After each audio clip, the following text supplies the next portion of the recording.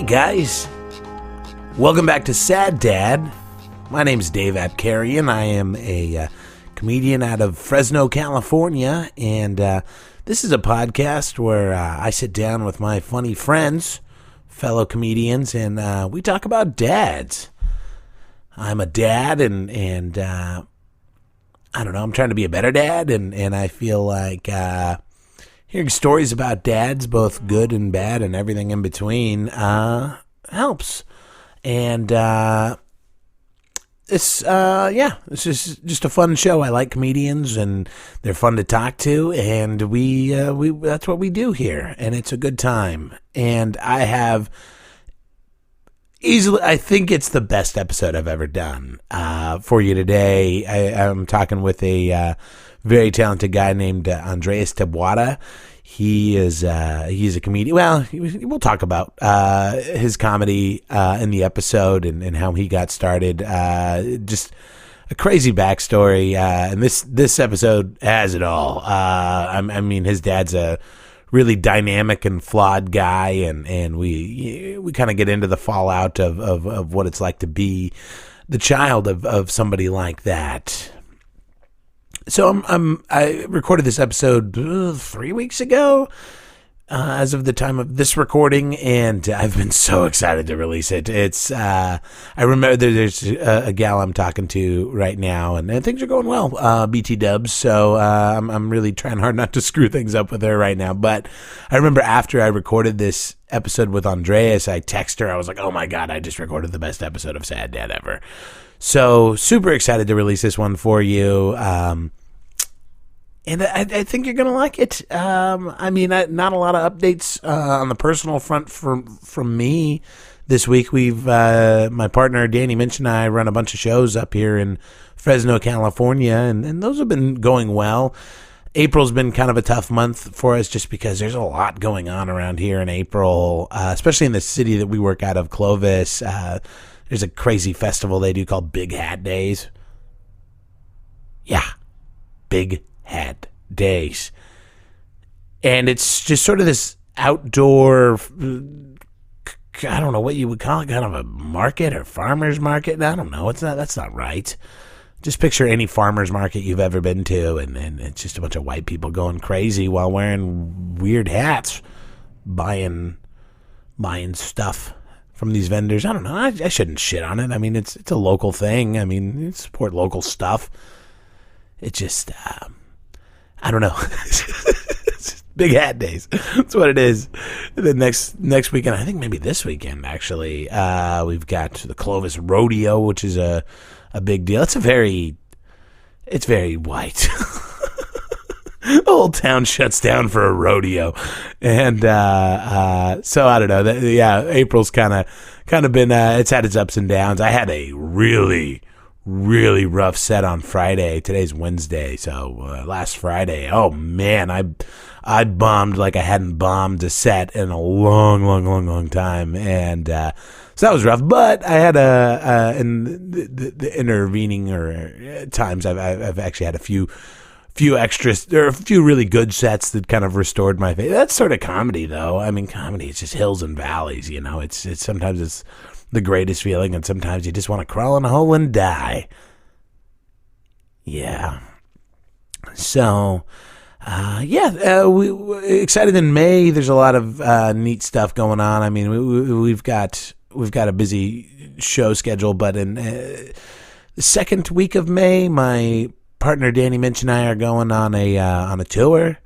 We're going on a 6-state tour, eventually ending up in Louisiana for a show we have booked out there. So we're booking spots between here and there. What we do, we have a series of shows called Just the Tips, where we bring in out of town headliners to work for tip money, and thankfully we have a lot of local support. So we actually almost pay those headliners they're free shows. The audience doesn't pay any money to get in. They just drop money in the tip bucket, and they've gotten popular enough to the point that we're almost paying the headliners the exact same amount that we're paying them on our free shows. So But anyway, Danny and I decided we want to kind of put our money where our mouth is and do the same. Basically, what we ask of our headliners, we're going to do that on the road. And so it's kind of a fun challenge, kind of a gritty, realist view on comedy. We're going to record the thing. My buddy does videography, and so we're hoping to get some good clips out of that and do some little segments and vignettes and along the way, and maybe come out with at least at the very least a quality recording of our sets, and just something we can use for promotional purposes and getting booked, and maybe come away with it with a cool little DVD to sell as merch. Anyway, so that's exciting, getting out on the road, and so we have a GoFundMe going for that, because even though we are working for tip money as far as our profits, we still have to pay for stuff like hotels and car rentals, and so. Maybe I'll put a link to that if you have some money and want to support that endeavor. I'll put a link to the GoFundMe in the show notes for this one. But yeah, guys, this episode is killer. I'm so excited. I know I've already said that once or twice already, but you're gonna really, really like this episode. So let's get to it, huh? Let's just do it. All right. I'll see you on the other side of this thing, guys.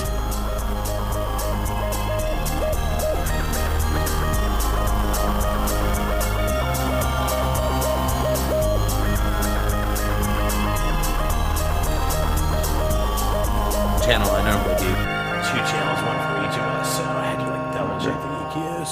Oh, I'm gonna do a video. Yeah. What's up, guys? Here with Dave Apkarian. Hi. Recording for the show, what? It's Sad Dad, the podcast. You can find it on all the stuff, Stitcher and iTunes. Check it out. Boom. Thanks, so man. I'll do an Instagram story with that. Yeah, dude. Awesomeness. Okay, I'll do that later. You're fine. All right, dude. Okay, yeah, I already started recording. Oh, okay, awesome. So you're good. You're live. Good to see you, man. Good to be here. I'm twitching already. Do you notice I started twitching? Yeah, it's all right. I mean... Yeah, but I wasn't twitching before. But then you said I'm recording. Yeah, twitching. You gotta, yeah. I did not notice. I did not notice that for a long time. I'm like, oh, he's just feeling loosey goosey. I'm just moving my neck around. He's just yeah. It happens when I'm either excited or anxious or angry. Okay. And I'm fucking pissed right now. I'm just kidding. I'm excited. I'm excited. And it's Tourette's? Is that? It's anxiety-induced Tourette's syndrome. Really? Yeah. You Diagnosed by psychiatrists and neurologists. So. Oh, okay. Yeah. Is that something you've had to deal with your entire life? Yeah, but I think it was way less noticeable. But I said, once I got diagnosed, my mom would tell me, oh, yeah, when you were little, you would do this thing. Like when I was little, I would go like blah blah blah a lot. Blah, blah, blah, blah, blah. Like I would do that shit a lot, right? Yeah. And then I would do shit with my fingers. I remember in elementary school, I would do this one. Like the tics change over time. Yeah. And one time, if I discover something and it feels good, that's a new one. It's not the type of thing that I say, fucking curse words out of nowhere. That's good. But there are things I say that are repetitive. I do say weird shit. Like I met my lady in Thailand, right? And then then she left. We did like a 1 year apart. And I remember when I would think about her, and this is super stupid, but when I would think about her, I would say, "I love you, baby." Like I would just say it. Like I would say it out loud. It's kind of cute, though. It's super. But here's the thing: I was like in the bus, right? And I'm there next to this little girl. And seriously, I thought about her, and I said like loud, like, "I love you, baby." Oh, and the girl turns around and was like, "You fucking freak. Get out of here. Why are you telling me this?" That's funny. And that's you're Andrés Taboada. Andrés Taboada, that's right. I will have at this point already introduced you in the wraparound, but you're one of my favorite guys to come up out of LAC. You are so delicious for saying that. Yeah, you're my favorite guys. I mean, I love visiting. Seeing you and Danny. Yeah. And it's great to come here and just get out and just be in a place that is just way more calmer, and when you get to do real time, like LA, and just work on your shit and just hang out with you guys. I mean, I don't know how many times we've hung out a bunch. I mean, and just in the last year that I've been working with Danny, I can't even, I don't know. You see so many people. You see also so many people so frequently, and the same people so many times too. Like you have a lot of regulars. So. Yeah, we do. I mean, and we're trying to kind of like build our stable of headliners right now, just trying out. That's kind of what we challenged ourselves to do in March was like, okay, it's just all new people, and that's like those tip shows are good for that. You know, people aren't paying for an unknown quantity. But March was good. Yeah, we got a lot of great new folks there. No, and people are happy to drive the 3.5 hours up here because of the time. I mean, for sure. That stage time is well worth it. So that's what you guys keep having people coming in, you know. So also it's good the location if somebody's going to San Francisco, they stop by on the way back to LA. So. Yeah, we actually got a guy a couple weeks ago that came out and do that. He was driving back from doing a comedy what was some festival out in Vegas, and he was the World Series of Comedy, maybe. It might have been. He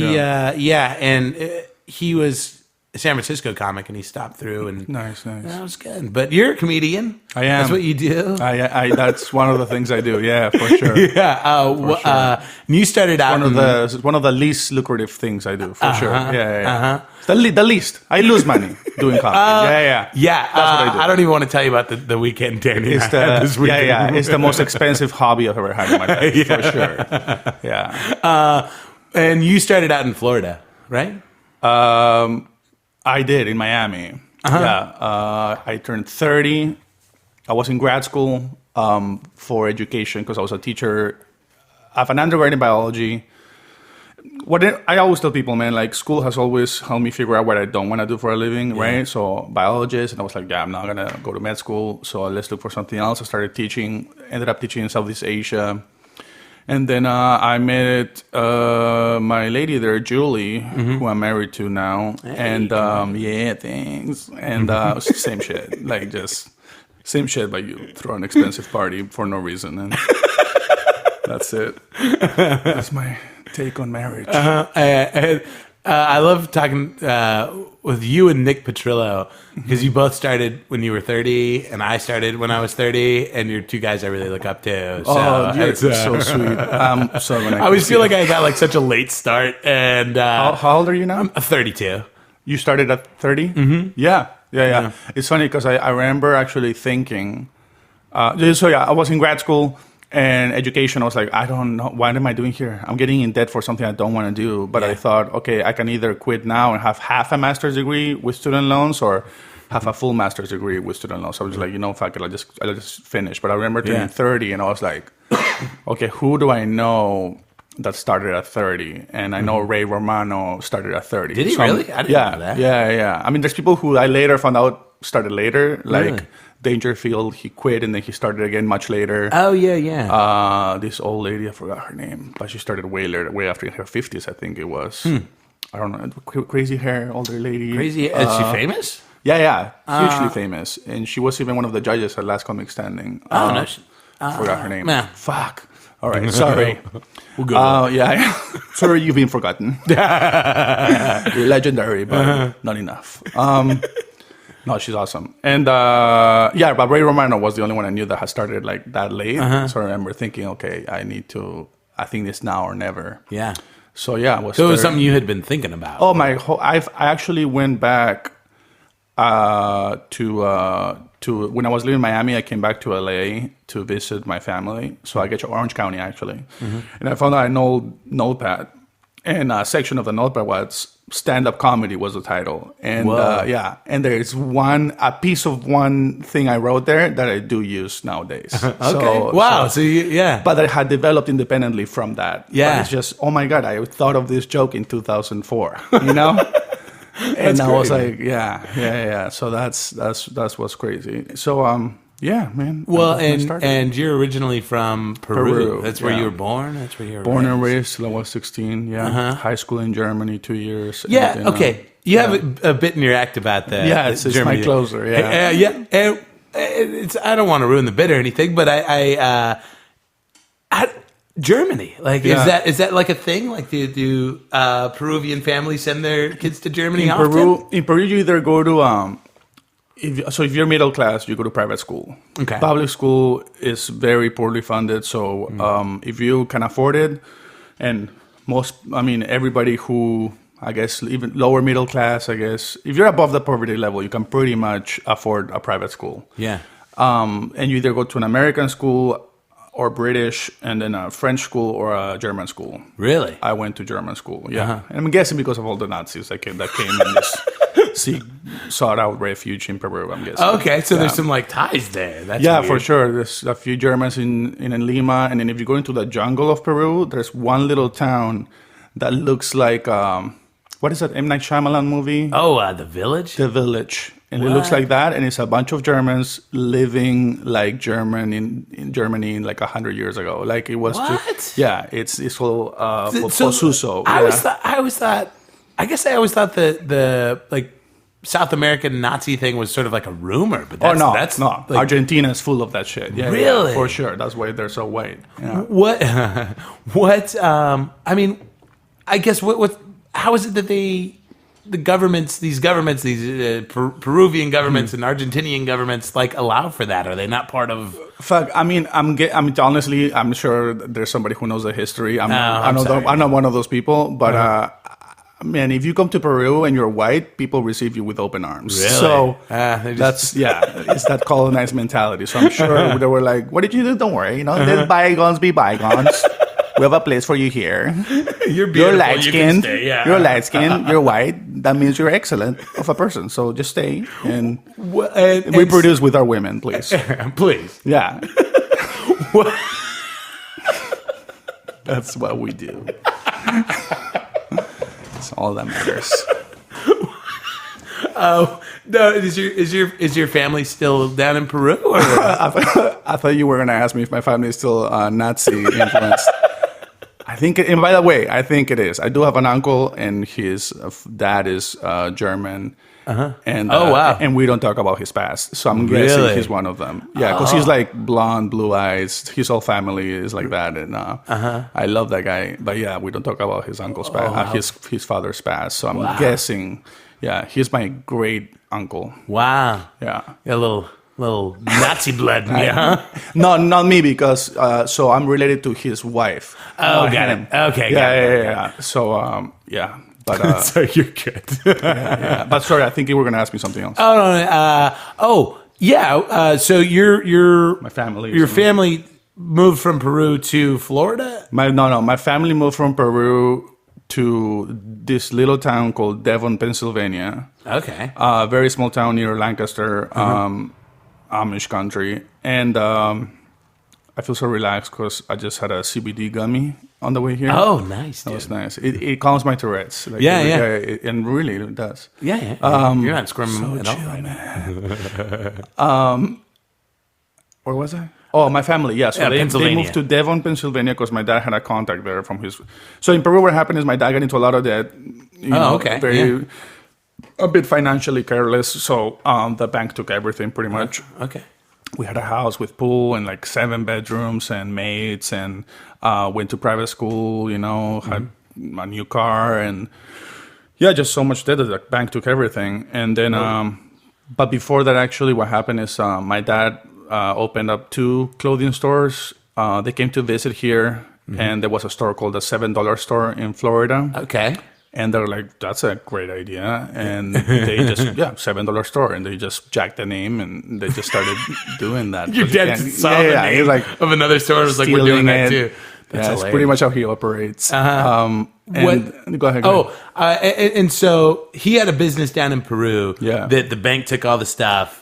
Yeah, okay, so right before the bank took all the stuff, both those stores got robbed. One at gunpoint, and one truck just drove into it and took everything. So at that point, my family was like, you know what, we're done. Yeah. We can't do much more. This situation is crazy. Yeah, we have to go. So then the bank took everything because we didn't get a chance to build up those businesses. They were doing really well, and that's probably why they got robbed, because they were doing really well, and for once, And then the bank took everything, and as that was happening, and we knew we were going to go to Devon, Pennsylvania, as that was happening, I got this offer to while I was in German school. I got an offer to go to this boarding school in Germany with this program for kids from third world countries who could speak German fluently to actually go over there. Yeah, and that's one thing too. How many languages do you speak? You speak a bunch. I mean, I'm fluent in English, Spanish, German. I used to be fluent in French. I have an intermediate level of Portuguese and Thai. Wow. Yeah, It's amazing. I barely speak this one. Thank you. It is. People don't expect that. Yeah, I've got. I was in this one like cyber cafe. I remember. I think where was I? I don't know where I was, but I think it was in India or Thailand, and I'm sitting next to this German guy, and I'm getting a Skype phone call from my dad. And I'm trying to hear, so I'm like, "Hey, Dad, are you there?" And I raise my voice, and the German guy starts talking shit. It's like to the person he's talking to on Skype himself. Yeah, he's like, "Hey, this motherfucker next to me is so loud." And you're screaming at your dad in what language? In Spanish. Okay. So then I turn to the guy and I was like, "Listen, man. Yeah, the reception's not good. I really need to talk to him about something important, so I'm trying to make it happen. Sorry if it bothers you." In German, that dude would just blank stare. He didn't say anything. He goes back, and then he switches to Portuguese to talk to the lady. It's like, thinking that's how I'm good now. And I'm like, "Hey, man, I speak Portuguese too, so shut up." I didn't say that. I'm not that cool. I'm not that very. But cool. I did say, "Hey, I speak Portuguese." I said, "I speak Portuguese too, by the way."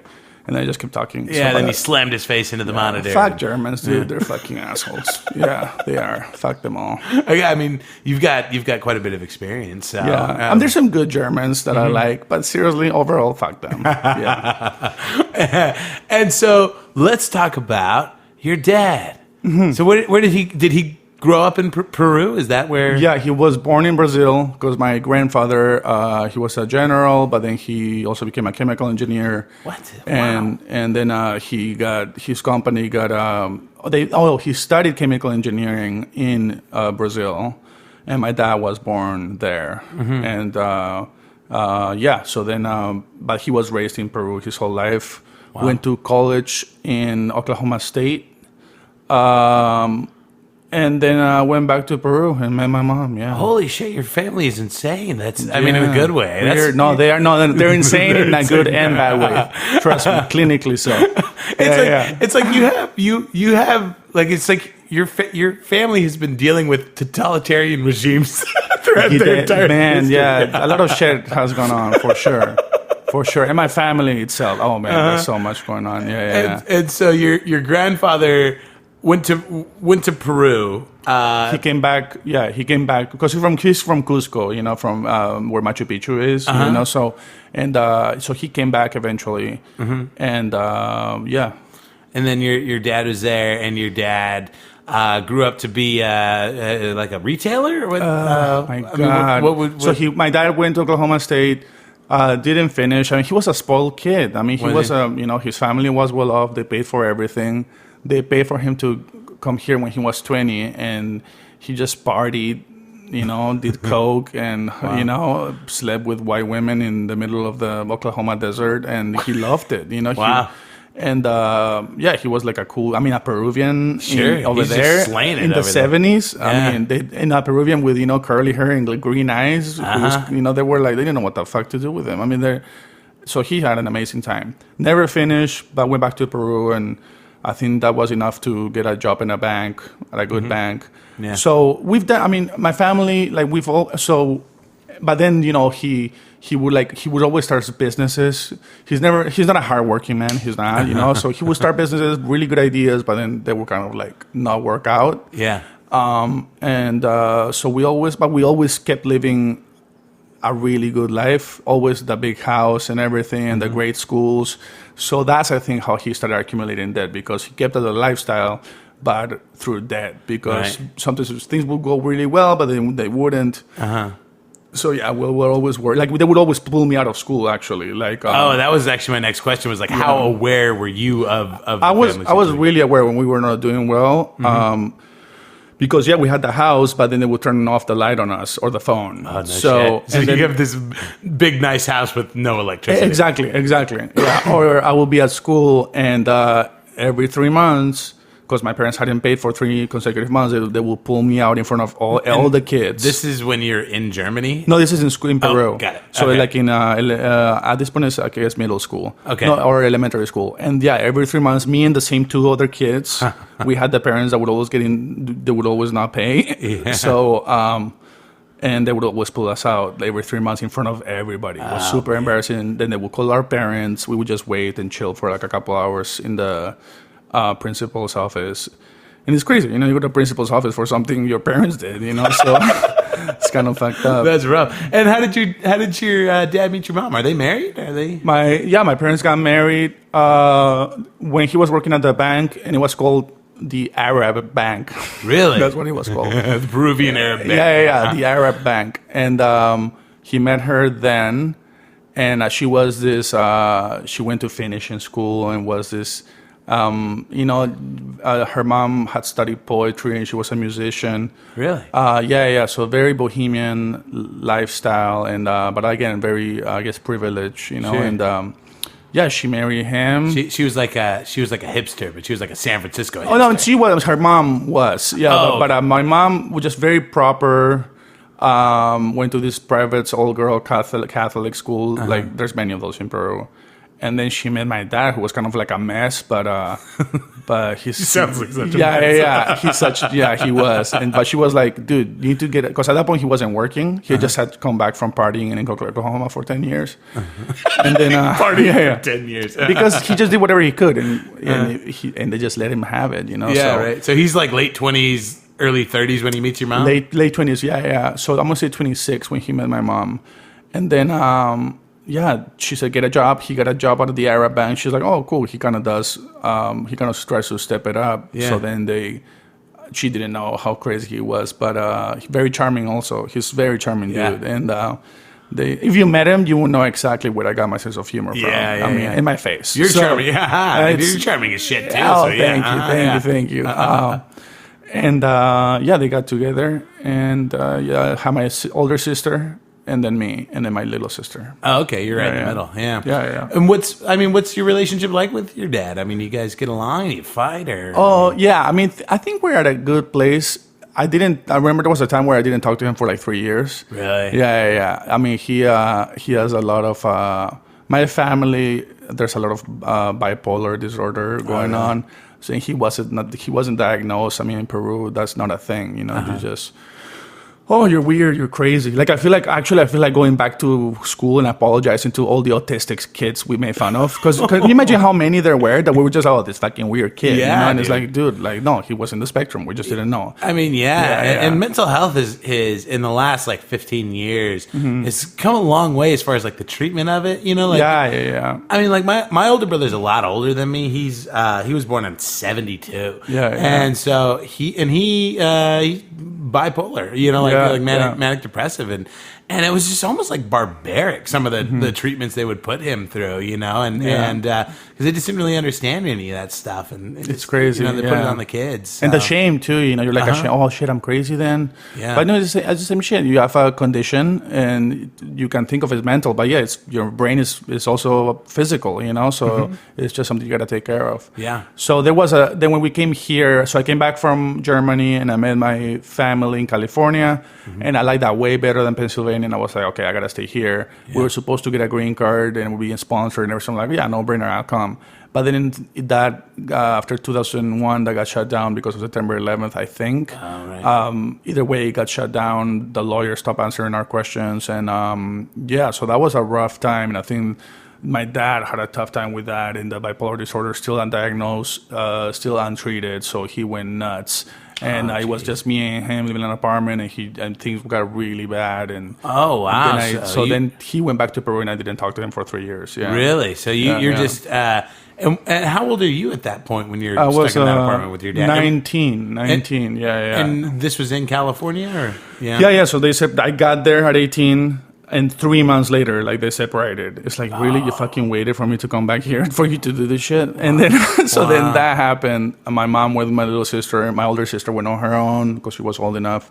And she had a job. And my dad and me went on together. And and just jumping from apartment to apartment, Really? sleeping on couches sometimes. And at this point, is your, like, now that your family's in America, you're 19, your parents have split up. It's you and your dad jumping from apartment to apartment. Are you? I mean, is your dad still well-to-do at this point, or is it one of those things where he's kind of like lost everything? No, my dad is doing actually pretty great right now. He so he treated up, but he went to Peru. He took care of the bipolar disorder, and one day he discovered online dating. And not only online dating, but online dating, not in Peru, because in Peru, I think it would be hard for him to find somebody, you know? Sure. But in Brazil, he has a lot more game because, Really? I mean, he has game no matter what. Well, but, his dad's a Brazilian general, right? Yeah. No, my grandfather was a Peruvian, but he just went to Brazil to study, and my dad was born while he was there. Got it. So all Peruvian, but he was just born in Brazil. So he discovered plenty of fish, or this other Brazilian website called Orkut, or Orkut, how they say it in Portuguese, but it's Orkut. Wow. And then, what's South American online dating like? Is that just crazy? Man, he had the greatest time. So that's actually how he learned Portuguese, because he was talking to these women, and what he would do, he told me he would grab Spanish songs in Spanish and translate them into Portuguese, and would tell them that they were his poems. Oh my god! And they bought that shit up.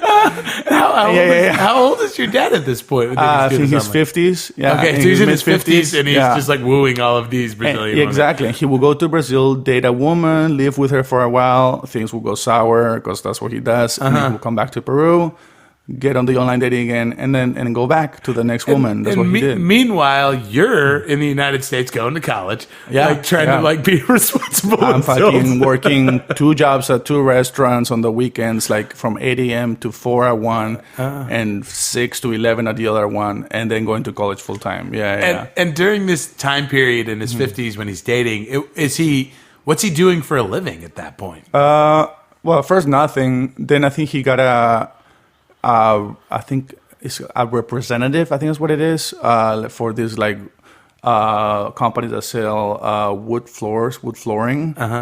And there's some type of trade between Peru and Brazil, so he started doing that. And but again, working maybe an hour to 2 a day at most. He doesn't like to work. It's not his thing. It's not for him. Sure, and it's not for everybody. He's this kind of lazy, really charming guy with good ideas but no follow through. Yeah, but he's like some Latin American Forrest Gump or something. He is a bit of a figure. Definitely somebody.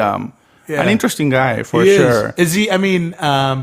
Is he like a nice guy? You meet this guy, you will fall in love with him. Yeah. I mean, he's a nice guy. He's funny, hilarious. And now he speaks English and Portuguese, and charming, just a charming dude. And I mean, if you, I think actually people with certain disorders are notoriously charming. I think it's and I mean, when it got down to was he a good dad? Would you say? No, he wasn't. He was not a good dad. No.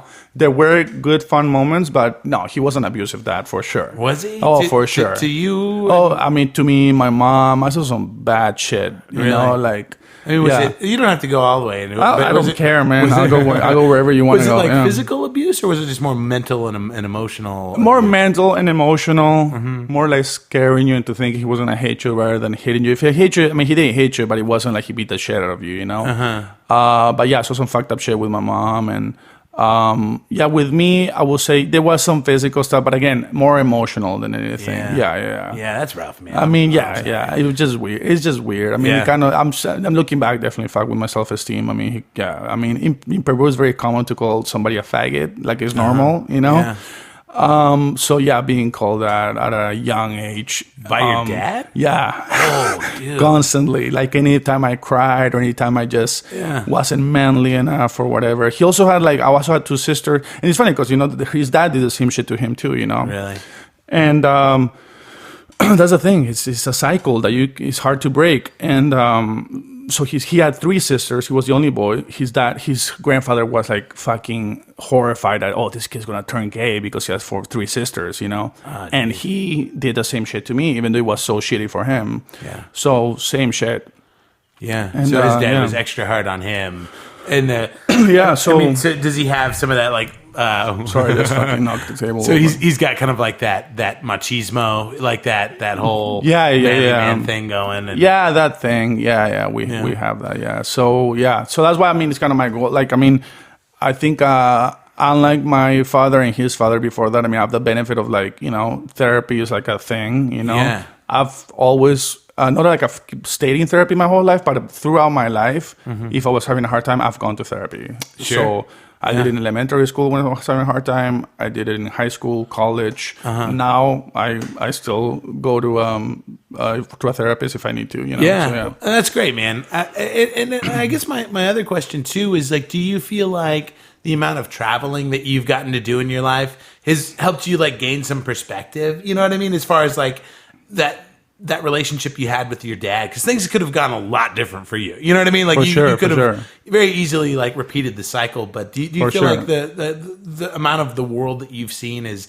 maybe kept you from? I think what I've seen, it has helped me gain perspective on many things. But I think as far as like father-son or father-daughter relationships, I think it remains to be seen, because I don't have kids yet. Yeah. But that's why that's why I'm actually going to therapy right now, because I want to make sure I know how to deal with my anger or stuff like that. So just when the day comes that I do become a dad, that doesn't happen. I mean, do you feel like that's kind of like a secret fear? Is the second you become not even a dad, secret. you will become your dad? Oh, it's not even secret. I'm very open about it. I mean, he happened to him happened to his dad before him. Yeah. My great grandfather was also like that. So yeah. So you're, for sure. You're afraid it's going to be like a Jekyll and Hyde moment. Yeah, I mean, like, that's the thing. You never see me angry. I get angry, you know. And so what I want to do is, like, it's okay to get angry, but just know how to deal with it, know how to tone it down. Right. The only difference, I think, that the one leg up I have on them is that I'm self-aware. Like, I know this could be a problem, and I have no problem looking for help. So that's great. That's the difference. Yeah. And that's the one thing I hope helps me not make the same mistakes. I'm sure I will fuck it up with my future kid at one point or another. You know, we're all only human. Yeah, I mean, exactly. I've talked about it before in other episodes, but that's one of the craziest things about getting older and looking back on your parents is just realizing that they were people. Dude, you know, they're very broken, flawed human beings. And I realized that I could 18 is when I realized, sometimes these are morons, you know, like, it's just, they say stupid shit, they make stupid mistakes. And 18, when I came back from Germany, well, that was very evident. It's like, well, my dad has issues, and so does my mom. So it's like, damn, these are their kids. They're just trying to figure shit out, and they don't have it figured out at all. And has he chilled out now? I mean, is he gotten any better? I mean, first of all, he has a very like I said, now I see him more like, because I went to therapy for that too. Yeah. And we talked about all that shit and working it out, and I remember I told him everything, you know, and what he did and how I felt. We've had this conversation out. Oh, that's great. At least a couple times, you know, and so I've learned to forgive him, because you can't, otherwise you hold that shit in, it fucks you up more than them. Yeah. But I will never, you know, that fucking hack saying, you know, that forgive but don't forget or whatever. I definitely don't forget. If he ever steps out of line, I'm like, hey, listen, you know, get back in there, because I can kick your ass now, you know. So for sure, and that definitely helps. Was he? I mean, it helps being able to kick your dad's ass for sure. Yeah, don't fuck with me. Yeah, I will fucking knock you out. So that helps. That has helped our relationship a lot. I had that same epiphany recently where my dad owns his own business, and he has a lot of, like, barrels that he uses for his business, and you put these caps on the barrels with a wrench, and my dad couldn't open the barrels that I had tightened. I'm like, oh no, nice. That's stronger than my dad. What a great moment. Yeah, what a great moment. But he has chilled out. He also, like, we actually talked about this, you know, he's like, man, I don't even take my medication anymore, but, you know, I'm all relaxed, and, you know, I'm this and that. I'm like, oh, really, Dad? Okay, well, you live in front of the ocean. You married a Brazilian doctor. You work 1 hour or 2 a day, maybe. Yeah. If you're stressed out, you're a fucking weirdo. There's no reason So for you he's to be just living a stressed out. life right now. He's definitely living the life. I mean, always shit does come. He does have that personality, so stuff does come back sometimes. But yeah, for the most part, he's way more relaxed, definitely, than when. That's good. Yeah, I mean, it seems like it all just worked out. Yeah, for him. I wish him the best. I just hope he doesn't fuck it up with this woman because she seems really nice. Do you feel like? I mean, it's almost. And you can totally correct me if I'm wrong on this, but it almost feels like he's gotten away consequence free. You know what I mean? He has, but yes and no. Yes, because he's kind of lives that carefree life. But because of his disease, I mean, he lost his family. Sure. So my mom, my sisters, I mean, he lost us for sure. Yeah. I didn't even talk to him. I mean, he has worked on repairing those relationships. But yeah, so I would say he definitely, that was the biggest conflict. He lost everything. He lost it all. Yeah. Yeah. So. How's your mom? I guess my mom is. We don't usually talk about moms. My mom, Now I'm curious. But yeah, all of that's this. a good thing. Both my parents are happily remarried to good. great people. My mom married this Jewish guy from Israel, and he lives in Irvine. They live in Irvine together. Oh, cool. Yeah. So your mom's real close. Oh yeah. I see her whenever I can. It's pretty far. It's like a 2-hour drive. Oh, but sure, yeah. but I mean it's great. My mom, they're both happily remarried, and my whole family, because we're all always like kind of like high energy and this. All of us actually have chosen to like be with people that are like calm, chill, relaxed, and patient. Yeah. All of us. Yeah. And they're all white, but just. I don't know if that's a coincidence or not, but yeah. But we have all gotten together with calm, patient white people, because that's success. That's what success looks like. And that was actually my next question. Is so your wife's met your family, and how did that go? I mean, My mom has met my wife has met everybody. They love her. They know she's great for me because they know how I am. Yeah. And everybody who meets my wife, they're like, "Oh my God, you must be an angel because you must be so patient." And she is. Yeah. My mom, when I was little, she even told me like, "Hey, you should marry a woman that maybe she should be a teacher." Maybe she should teach little kids so she has patience. And even better, she teaches kids who are a little weird, Yeah, right. And she is just that. She teaches elementary school kids, and they are actually like highly gifted or whatever. Okay. So it's a school for the gifted, but they're also, many of them are in the spectrum. So they're X-Men. Yeah, exactly. That's exactly what they are. I always say that too. Yeah. And she's exactly the woman my mom wanted for me. Oh, that's great, man. Yeah, that's awesome. Yeah.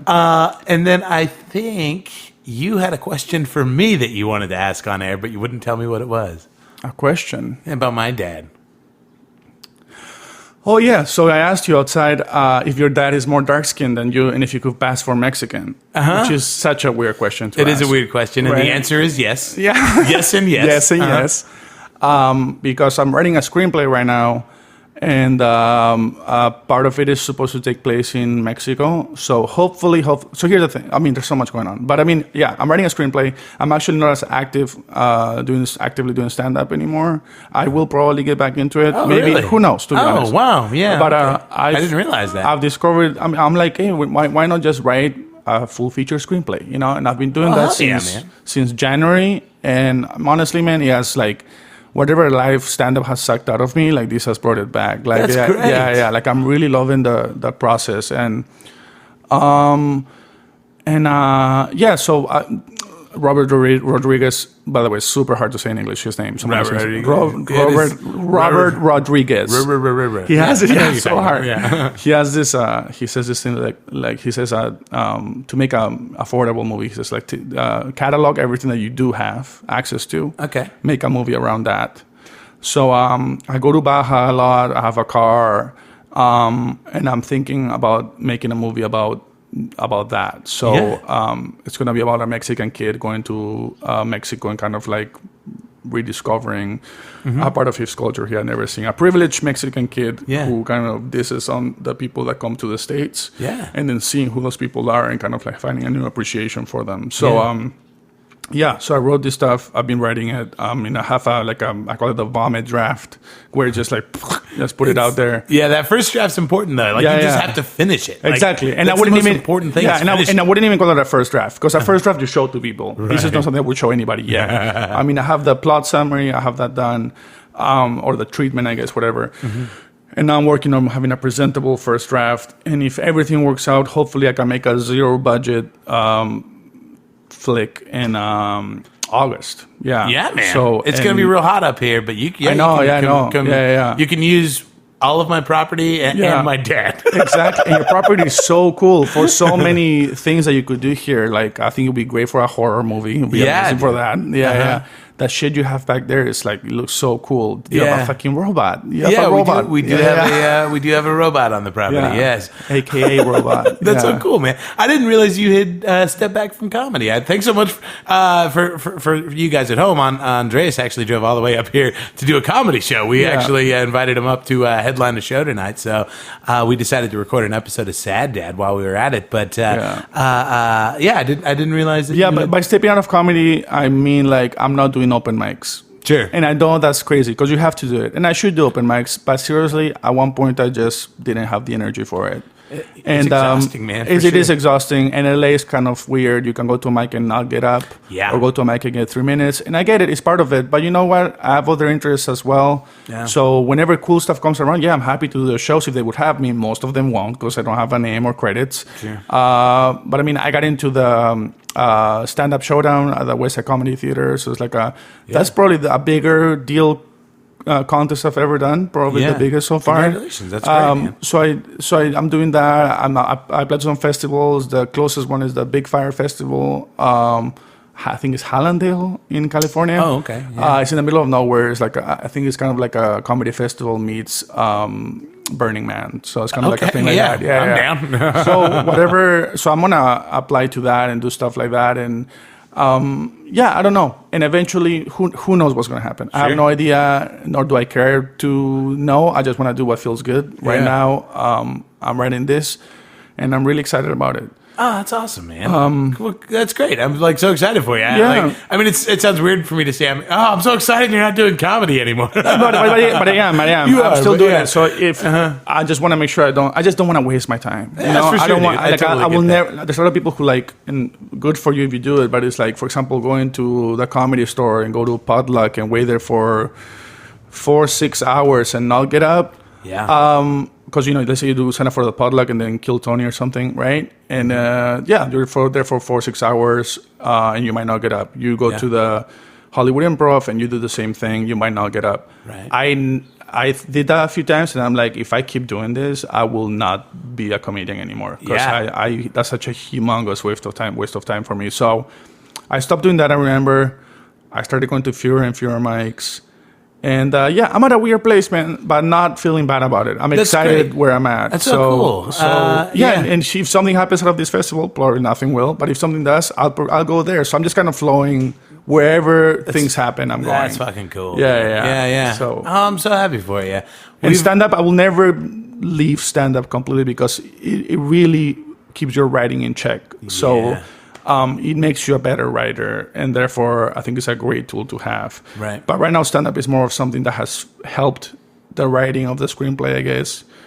And then again, nothing may ever come out of the screenplay, but that's kind of how I'm using stand-up, something that helped me have a more informed in the writing of it, the screenplay, I guess. So, yeah. That's great, man. I mean, and that seems like it's another thing I've talked about with actually on the show with a couple of the other comics is you got to be diverse in your, your ability and to write both on stage and off stage. And, I mean, because a lot of times those big breaks will come. Yeah. And, you'll get that big break and they'll be like, okay, what do you got? Exactly. That's right. That's true. Yeah. And you're like, who knows, maybe one thing can get you to the other thing. A lot of people do stand-up to one day hopefully become an actor or something. Mm-hmm. I don't know, LA seems like it's almost like the opposite. You better have something else going on and then maybe people will book you more, Right.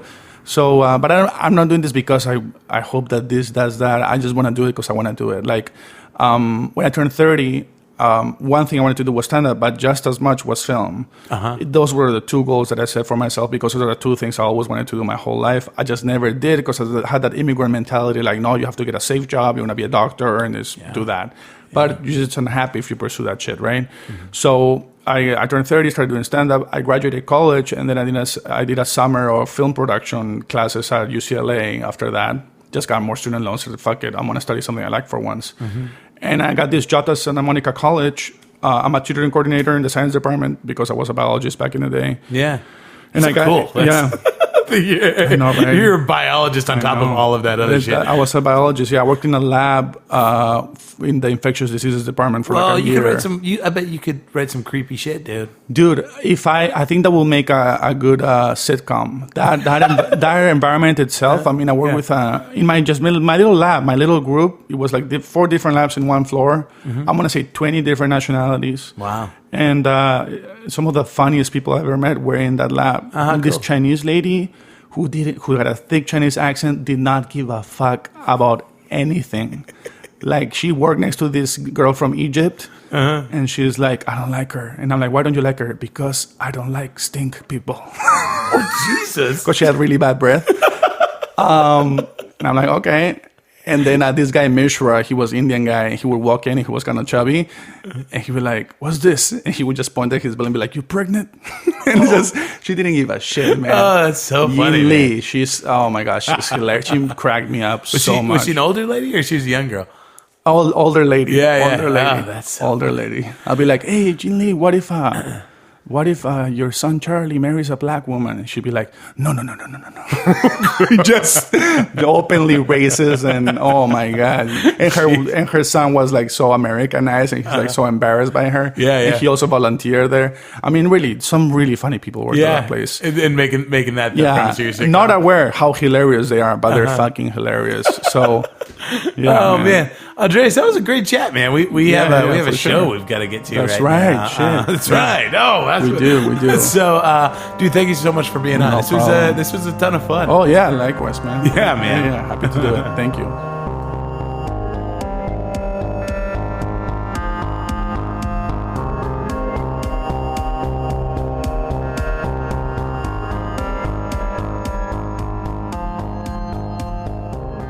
All right.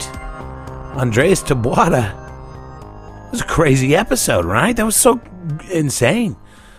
Andrés just bared his soul to us, you guys. It was phenomenal. I mean, everything that he got into, not just with his own dad, and but also with his own personal insecurities about stuff. I loved it. I loved it, and so thank you so much, Andrés, for just being so honest and real through that whole thing. I think the comedian he was talking about, the Last Comic Standing judge, I think he meant Roseanne Barr.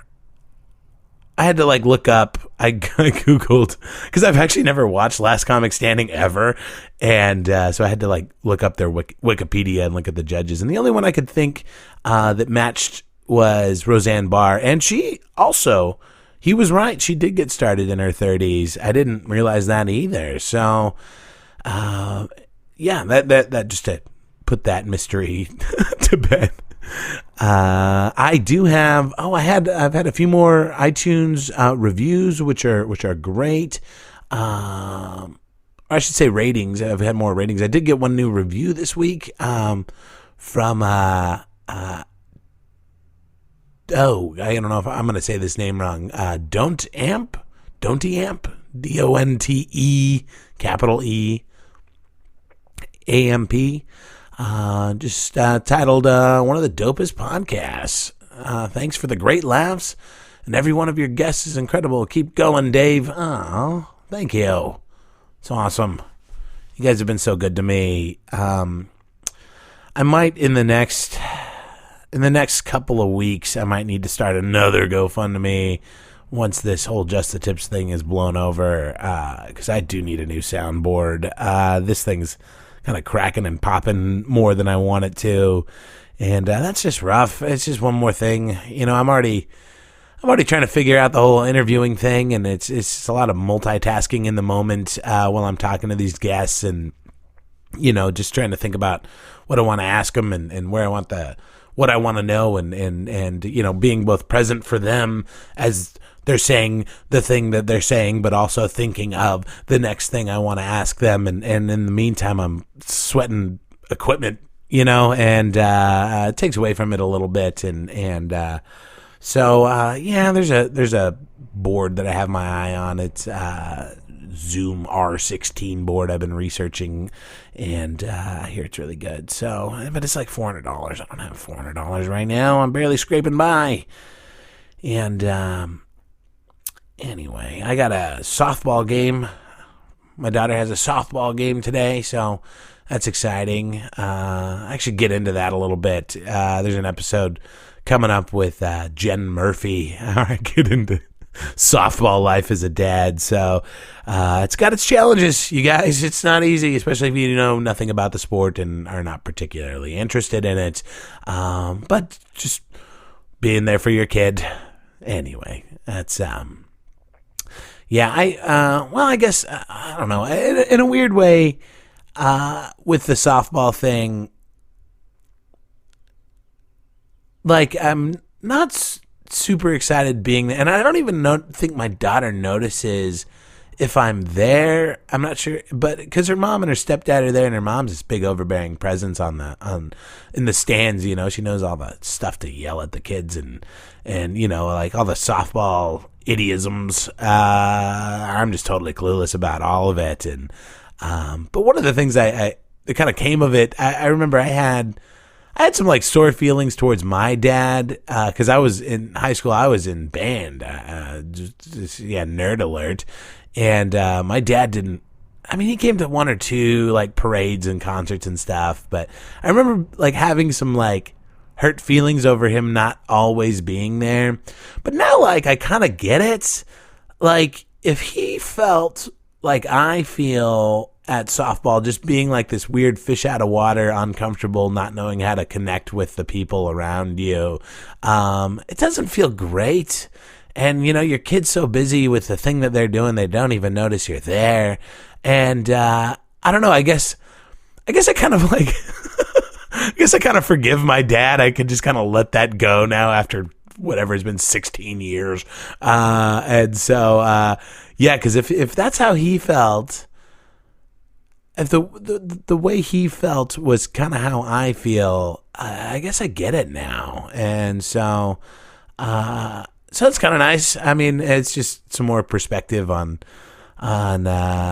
insight into my dad now that I am a dad.